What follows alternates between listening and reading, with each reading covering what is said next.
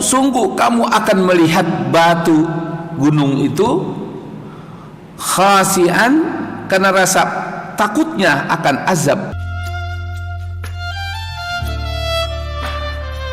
Warahmatullahi wabarakatuh. Innal hamdalillah nahmaduhu wa nasta'inuhu wa nastaghfiruh wa na'udzu billahi min shururi anfusina wa min sayyiati a'malina may yahdihillahu fala mudilla lahu wa may yudlil fala hadiya lahu wa nashhadu an la ilaha illallah wahdahu la syarika lahu wa nashhadu anna Muhammadan abduhu wa rasuluhu la nabiyya ba'dah. Allahumma salli wa sallim wa barik ala sayyidina Muhammad wa ala alihi wa ashabihi wa tabi'in bi ihsan ila yaumiddin, amma ba'd. Faqad qala Allah ta'ala fi kitabihil karim, a'udzu billahi minasyaitonir rajim, bismillahirrahmanirrahim. Ar-Rahman 'allamal Qur'an wa 'allamahul bayan. Bapak-bapak, ibu-ibu segenap jemaah salat subuh Masjid Jami' Al-Furqan yang dimuliakan Allah Subhanahu wa taala. Alhamdulillah kita masih dikaruniakan kesehatan, masih diberikan kesempatan umur yang panjang, sehingga kita masih mendapatkan bulan yang penuh keberkahan, bulan yang penuh rahmat. Dan siapapun yang beristighfar, memohonkan ampunan kepada Allah pada hari ini, di siang hari maupun di malam hari, ketika dia sedang berpuasa atas landasan keimanan dan keikhlasan, pasti Allah akan ampuni dosa-dosanya yang telah lalu dan akan datang. Sebagaimana Rasulullah bersabda, man qama ramadhana imanan wa ihtisaban ghufira lahu ma taqaddama min dhanbi. Siapa orang di bulan suci Ramadan ini dia berpuasa, dan puasanya landasannya keimanan, dan dia kerjakan yaitu dengan dasar keikhlasan kepada Allah, maka Allah akan ampuni dosanya yang telah lalu dan juga yang belum dia kerjakan. Inilah bulan yang sangat istimewa. Dan di bulan ini juga kita menjalankan ibadah dijamin oleh Allah. Ibadah kita dapat menjadikan diri kita bertakwa kepada Allah. Dan kita tahu dengan takwa itu, kalau kita punya kesulitan-kesulitan, punya masalah, punya problem, maka Allah akan berikan solusi. Dan kalau kita miskin, kita minta diberikan kekayaan, Allah akan datangkan rezekinya dengan cara yang tidak bisa dipikirkan oleh akal datangnya. Dan kalau kita hidup sudah bosan, susah, Allah juga akan mudahkan dengan ketakwaan itu.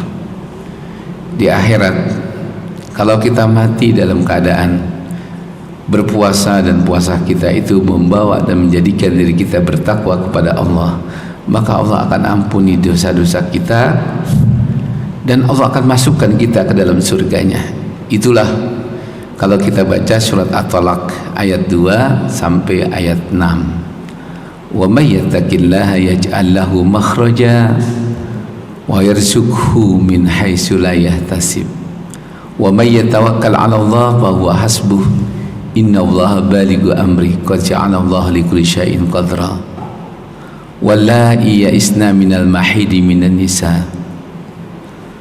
Terus Allah pun berbicara di ujung ayat ini, wa may yattaqillaha yaj'al lahu min amrihi yusra. Dzalika amrullahi anzalahu ilaikum. Dan perintah Allah kepada kita menjadikan ibadah saum ini dapat menjadikan diri kita bertakwa kepada Allah adalah merupakan keharusan. Maka barang siapa yang dengan puasanya, kata Allah, dia jadikan dirinya bertakwa kepada Allah, ia mati dalam keadaan takwa itu, Allah akan ampuni dan Allah akan masukkan ke dalam surganya. Bagaimana cara kita menjadikan diri kita bertakwa kepada Allah? Surat Al-Imran 133-134. Yunfikuna bisyarra'i wad-dharra. Kita harus setiap hari berupaya untuk membuktikan saum kita dapat menjadikan diri kita bertakwa kepada Allah. Bersedekah, berikanlah makan pada orang untuk berbuka. Kaziminal ghaiz, dengan puasa ini tahanlah kesabaran. Jadilah diri kita orang yang memiliki kesabaran, karena Allah selalu bersama orang-orang yang sabar. Wasta'inu bis-sabri was-salah, innallaha ma'as sabirin. Bapak Ibu sekalian, itu sebagai muqaddimah. Dan yang ketiga, di samping orang yang bertakwa kepada Allah, dia orang yang selalu berusaha untuk menjadikan dirinya memberikan manfaat orang di sekitarnya. Karena puasa ini tujuannya kita bertakwa kepada Allah agar hidup kita ini produktif dalam soal masalah kehidupan akhirat. Bagaimana caranya hidup kita itu agar selalu produktif? Ingat kata Nabi, khairukum mayyanfa'u linnas. Hadis ini Bukhari Muslim. Sebaik-baik kamu itu orang yang memberikan manfaat dalam hidupnya untuk orang lain. Oleh karena itu, ketika kita ingin menyempurnakan kehidupan kita, karena manusia diciptakan dengan sifat yang serba kurang. Walaupun bentuk kita ini fi ahsani taqwim, sebaik-baik pembentukan, tetapi tentang jiwa kita ini sekiranya tidak Allah turunkan aturan hidup, dan kita tidak mau mengikuti aturan hidup itu, yaitu Al-Quran, dan kita tidak mau mengikuti juga petunjuk kehidupan yang baik yang dicontohkan oleh Nabi, laqad kana lakum fi rasulillahi uswatun hasanah. Maka dengan kekurangan yang Allah ciptakan, setelah itu Allah menurunkan wahyunya dan mengutus seorang utusannya. Jika kita ingin sempurna, kita ikutilah semua perintah Allah. Atiullah wa atiur rasul. Maka kita diperintahkan oleh Allah untuk mentaati Allah dan Rasulnya. Fa'in tawallau, jika kita berpaling, tidak mau mengikuti perintah Allah untuk mentaati apa yang Allah perintahkan dan apa yang Allah contohkan kehidupan yang baik melalui utusannya, maka sungguhnya Allah telah menyampaikan konsep atau minhaj kehidupan yang hakiki, yang sebenarnya. Sampai Nabi mengatakan, taraktu fikum amroini ma tamassaktum bihima. Aku sewafatku nanti meninggalkan dua pegangan hidup. Maka jika kamu jadikan ini sebagai pedoman hidupmu, kau tidak akan sesat, kau tidak akan salah, dan kau tidak akan bisa disesatkan dan dikalahkan oleh musuh Allah dan musuh-musuhmu. Apa itu? Kitabullah wa sunnati, yaitu Al-Quran dan sunnah-sunnah Rasul. Kenapa begitu istimewanya Al-Quran itu? Saya sampaikan ini materi pagi ini, bahwa Al-Quran itu mengandung rahasia.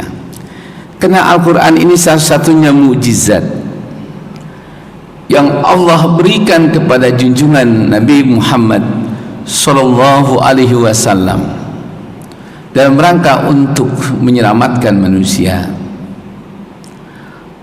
Maka selama kita itu tidak mau mengikuti petunjuk Allah, dalam Al-Quran ini yang kebenarannya itu mukjizat. Yang dimaksud dengan mukjizat itu yahdusu min khariqil adati. Kebenaran Al-Quran itu waktu Nabi sampaikan kepada para sahabatnya, para tabi dan tabiinnya yang berjumpa dengan Nabi, semua hanya akan membuat manusia itu berdecak dan bertanya, apa benar?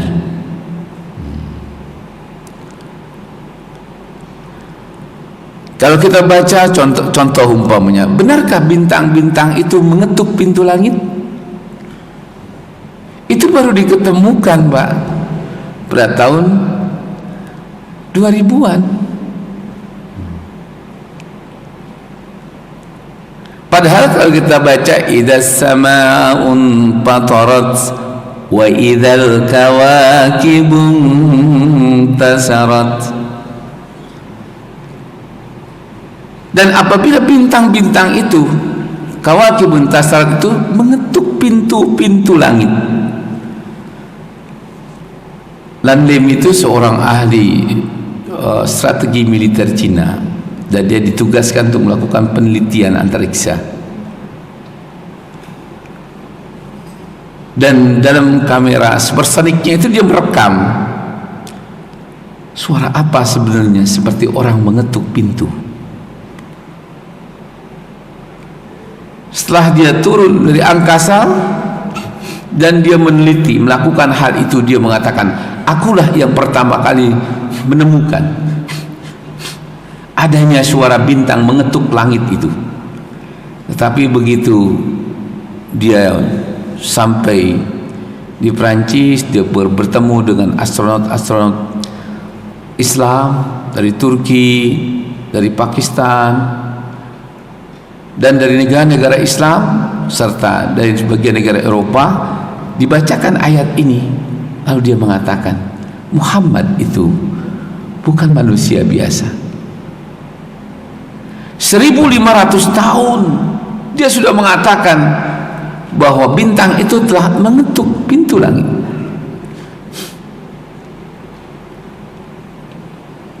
Nah, inilah Pak kebenaran Al-Quran.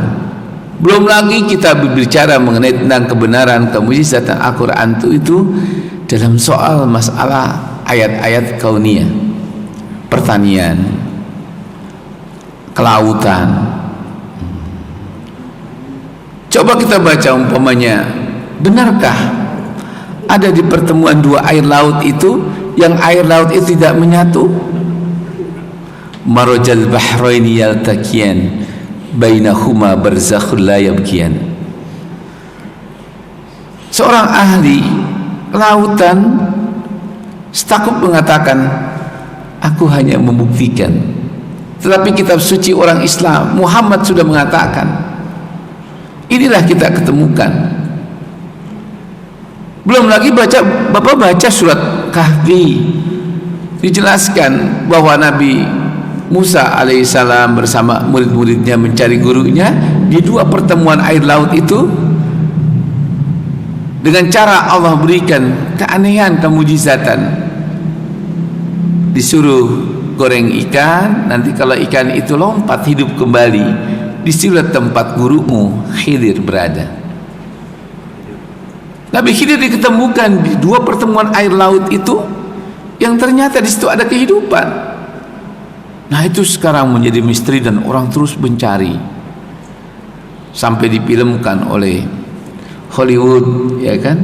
Kita lihat itu bagaimana mengenai tukang sihir hebat, disangka bahwa Nabi Musa itu dituduh sebagai tukang sihir. Kan dari dulu Fir'aun mengatakan Musa itu penyihir ulung.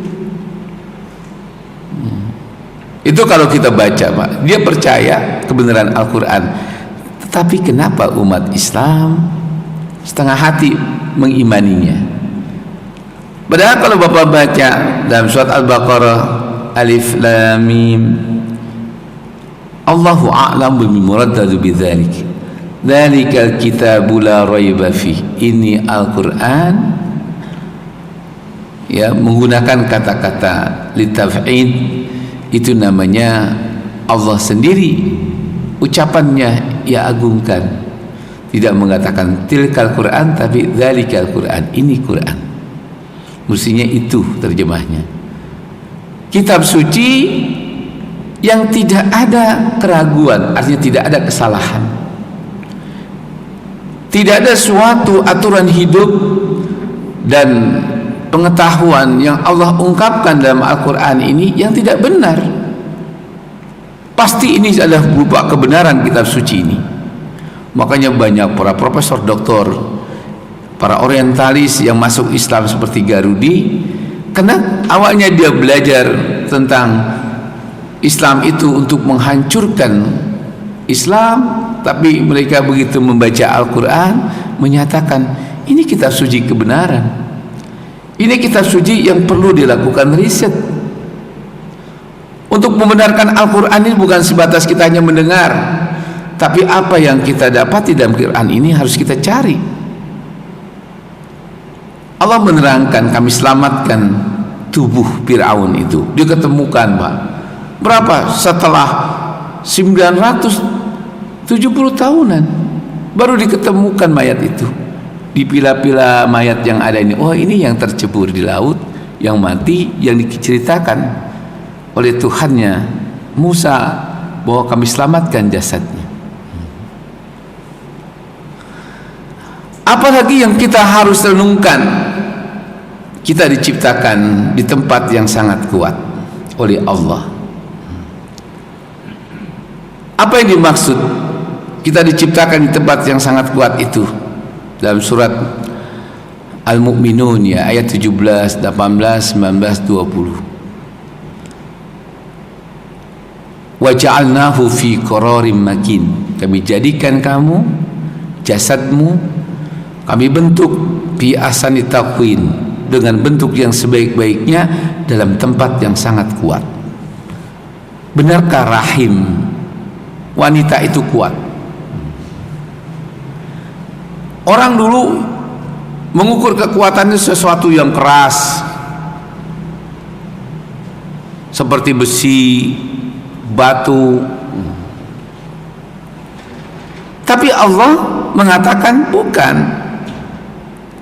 Kalau ditanya saja kerasan mana batu itu yang kita lihat di gunung dengan hati manusia, Allah menyatakan kerasan hati manusia. Kenapa? Lau anzalna hadzal qur'ana ala jabalin, sekiranya Al-Quran ini diturunkan di atas gunung batu, sungguh kamu akan melihat batu gunung itu khasian, karena rasa takutnya akan azab Allah, mutasaddiam min khasyatillah, akan pecah.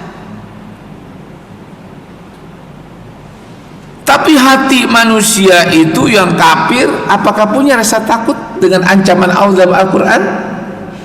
Tidak. Sampai Allah katakan inna syarad dawab, sesungguhnya sejelek-jelek makhluk yang diciptakan oleh Allah, sepaling-paling jahat, bukannya harimau, bukannya binatang yang melata, ular, tapi kata Allah manusia. Karena kalau batu, kau masih bisa melihat kebaikan yang ada pada batu itu ketika dia pecah mengeluarkan air. Wa kana minal hijarati lamma yatafajjar minhul anhar. Batu yang keras ketika dia tunduk kepada Allah dan punya rasa takut akan azab Allah, dia masih menurunkan atau mengeluarkan kebaikan, mengeluarkan manfaat. Tapi kalau manusia sudah kafir, nggak akan ada manfaatnya, nggak akan memberikan kebaikan untuk orang di sekitarnya. Yang ada hanya akan menyusahkan, yang ada hanya akan selalu memberikan kerusakan di permukaan bumi ini. Itu perlu dilakukan penelitian. Benarkah manusia yang tidak takut akan hukum Allah hanya akan hidupnya itu memberikan kesusahan pada alam di sekitarnya? Coba kenapa kita haji tidak boleh berburu, tidak boleh mematahkan pohon. Artinya kita harus menjaga ekosistem, karena kita tidak bisa hidup hanya kita ini bisa bertahan hidup karena Allah menciptakan sumber kehidupan di sekitar kita. Kita bisa hidup sehat atau tidak, apakah kehidupan manusia ini bisa berlanjut atau tidak, sangat bergantung kesungguhan kita menjaga ekosistem kehidupan kita. Maka kalau semua manusia itu akan merusak, membuang limbah di mana-mana tidak terkontrol. Kalau sudah limbah yang mengandung racun itu kita buang ke sungai, Pak, kita buang ke ladang pertanian, apakah ada kehidupan? Cacing mati. Jangankan ikan, cacing saja kelihatan bisa mati. Ini contoh saja. Oleh karena itu, di dalam Al-Quran itu begitu banyak. Ar-Rahman, Allah Maha Pemurah. Allamal Qur'ana, dan Allah akan mengajarkan tentang Quran ini. Isi kandungan Al-Quran itu apa? Khalaqal insan, dengan Allah turunkan Al-Quran, Allah ciptakan manusia. Wa 'allamahul bayan, dengan Quran ini Allah ajarkan agar kita itu bisa menjelaskan apa yang ada di hadapan kita. Salah satu, Allah itu memilih Nabi Adam alaihi salam sebagai khalifatu fil ardh karena Allah mengajarkan tentang kehidupan alam. Maka ketika malaikat keberatan, ketika Allah berfirman, inni ja'ilun fil ardi khalifah, sungguhnya aku akan menjadikan seorang khalifah di permukaan bumi ini. Malaikat mengatakan, ataj'alu fiha ma yufsidu fiha wa yasfikud dima'a wa nahnu nusabbihu bihamdika wa nuqaddisu lak. Ya Allah, benarkah engkau akan menciptakan manusia yang kerjanya itu perang, menumpahkan darah, berbuat kerusakan? Allah menyatakan, qala inni a'lamu ma la ta'lamun, kamu tidak tahu apa yang aku tahu. Malaikat terdiam. Wa 'allamal adama asma'a kullaha, setelah itu Allah ajarkan semua kepada Adam ini apa yang ada di sekitarnya. Adam hidup bersama malaikat, bersama setan di surga di kala itu. Dan ketika setan itu juga mendengarkan bahwa Allah akan menjadikan Adam sebagai khalifatu fil ardh, setan pun mengatakan, apa benar? Tetapi setelah Allah ajarkan mengenai tentang alam di sekitar Nabi Adam ini, summa aradahum alal malaikati, kemudian di hadapan setan Allah bersuruh Nabi Adam itu bertanya kepada malaikat, malaikat, Allah suruh tunjuk itu pohon, ini apa namanya? Malaikat berkata, qala inni, sungguhnya aku tidak tahu illa ma 'allamtana, kecuali apa yang telah engkau ajarkan. Ya Allah, engkau belum mengajarkan apa yang kau tanyakan melalui Adam ini. Begitu pula setan. Hai setan, ditunjuk, ini kerbau, ini apa? Qala inni la a'lamu illa ma 'allamtana, aku nggak tahu kecuali apa yang tak kau ajarkan kepada kami. Nah, itulah kalau kita baca dalam surat Al-Baqarah. Lalu Allah mengatakan, qala ya Adam ambihum bi asmaihim, kalau begitu ajarkan kepada malaikat, ajarkan kepada setan tentang nama-nama alam yang ada di sekitar kehidupan mereka ini. Semuanya bengong. Dan Allah setelah mereka itu terdiam, qala alam aqul laka innaka, bukankah aku telah mengatakan kepadamu bahwa engkau tidak akan tahu kecuali apa yang aku ajarkan kepadamu. Itulah yang dimaksud dengan Al-Quran. Allah akan mengajarkan sesuatu kepada kita apa yang belum tahu.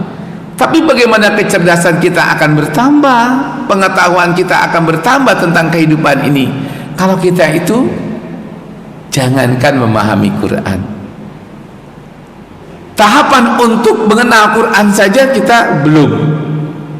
Coba sekarang saya tanya di sini, ada gak di sini yang belajar tentang ulumul Quran? Ulumul Quran itu namanya ilmu, jamaknya ulum, ilmu Al-Quran. Ditulis oleh Imam As-Suyuti, Al-Itqan nama kitabnya. Ada nggak yang pernah belajar? Yang pernah di pesantren aja kalau dia nggak sampai ke Mahad Ali nggak pernah diajarkan, Pak. Kalau dia kuliah di Usuluddin, umpamanya syariah, pasti belajar dia ulumul Quran. Bagaimana cara kita itu mengistinbatkan hukum-hukum dalam Al-Quran itu. Nah, ini baru contoh saja. Jangankan tentang ulumul Quran, jadi jangankan dia belajar untuk memahami Quran.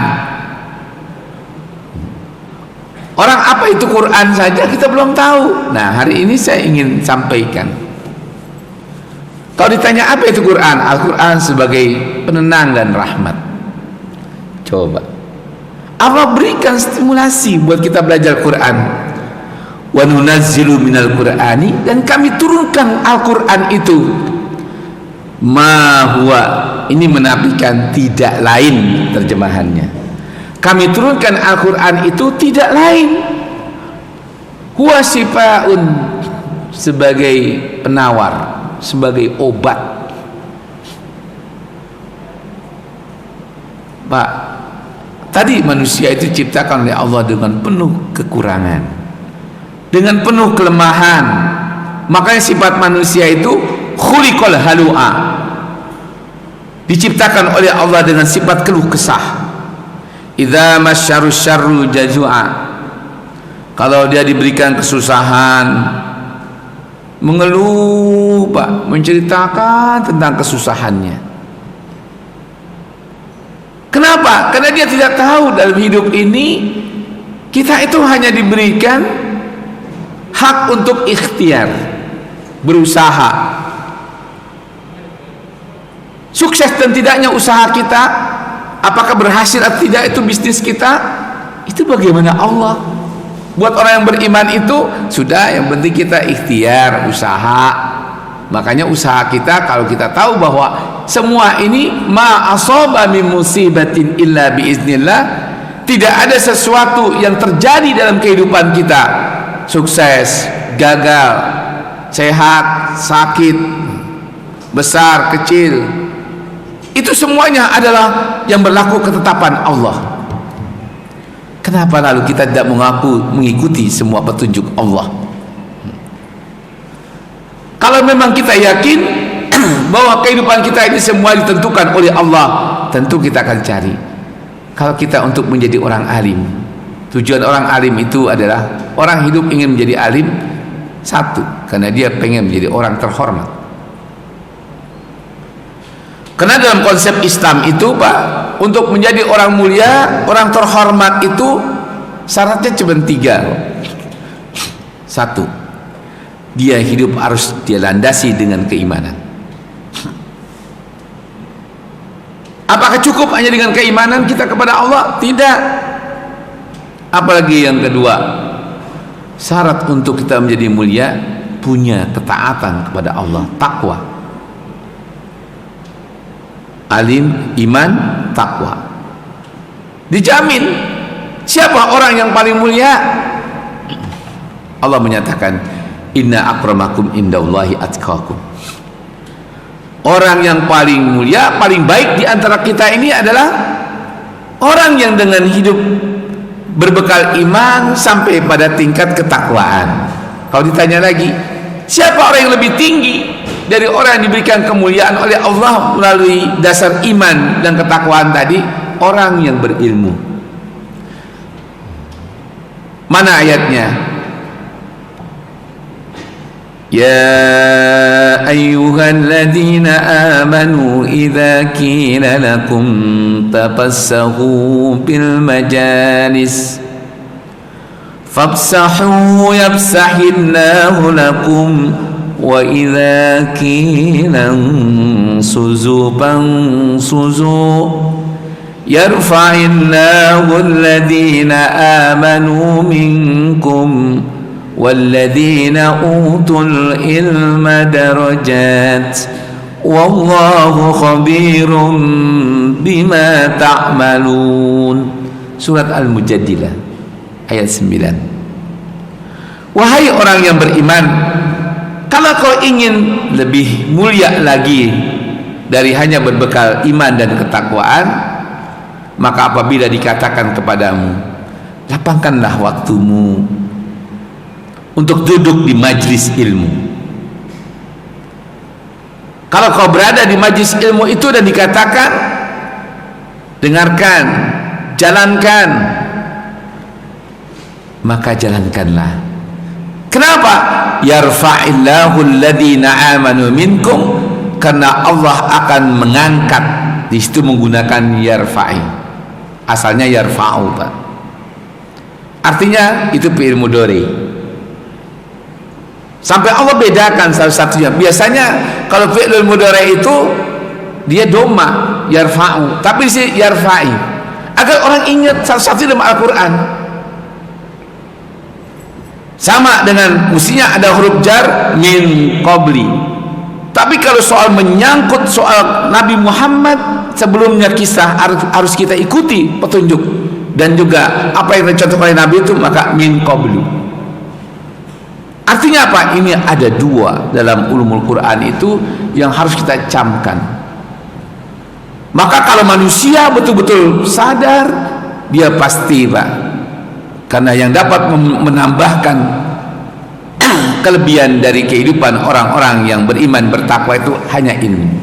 Allah akan mengangkat derajat orang yang beriman, yang bertakwa kepada Allah ke derajat yang lebih tinggi, yaitu dengan ilmu. Yarfa'illahu alladhina amanu minkum. Contoh paling gampang. Maka dalam ayat ini kalau Bapak ditanya, buat apa Allah itu turunkan? Memang Quran itu apa? Allah tidak turunkan Al-Quran melainkan sebagai penawar hati. Ini orang sadarnya Quran sebagai penawar hati itu kalau habis ditinggal oleh orang yang tercinta, baru dia, mana Quran ya? Saya membaca Yasin. Betul nggak, Pak? Kemana aja waktu hidup? Waktu masih hidup kenapa nggak disuruh baca Yasin dia? Emang Quran buat orang mati, buat orang hidup. Itu artinya yang hidup baru sadar. Kenapa? Dalam surat Yasin itu banyak peringatan.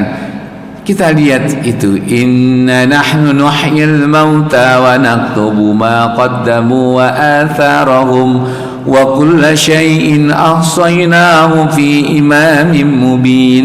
Ayat 12 ini kita baca dari 1 Yasin wal Qur'anil Hakim innaka laminal mursalin ala siratim mustaqim. Ayat 12-nya tiba-tiba ada pernyataan, sudah semua kau ingat, sungguhnya aku ciptakan kamu dari mati menjadi hidup, dan setelah kau hidup kami akan mencatat semuanya apa yang kau lakukan. Barulah kita terbayang, oh ya, manusia itu tergantung dengan amalannya. Ada pepatah kita, macan mati meninggalkan belangnya, gajah mati meninggalkan taringnya. Lalu kalau kita sudah tahu manusia itu, apakah ketika dia sudah stop kontrak hidupnya kita sedih atau tidak? Sangat bergantung waktu hidupnya. Kalau orang ini masjid, sudah dia bangun, tanggung jawabnya pada anak-anak dan istri, dia punya rumah bagus, anaknya disekolahkan semua, ya. Hubungan pada tetangga, pada orang tuanya, pada tetangganya, saudaranya, jangan tanya, semua orang merasa kehilangan.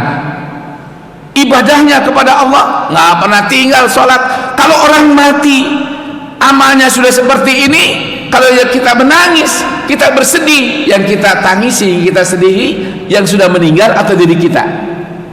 Diri kita. Kenapa?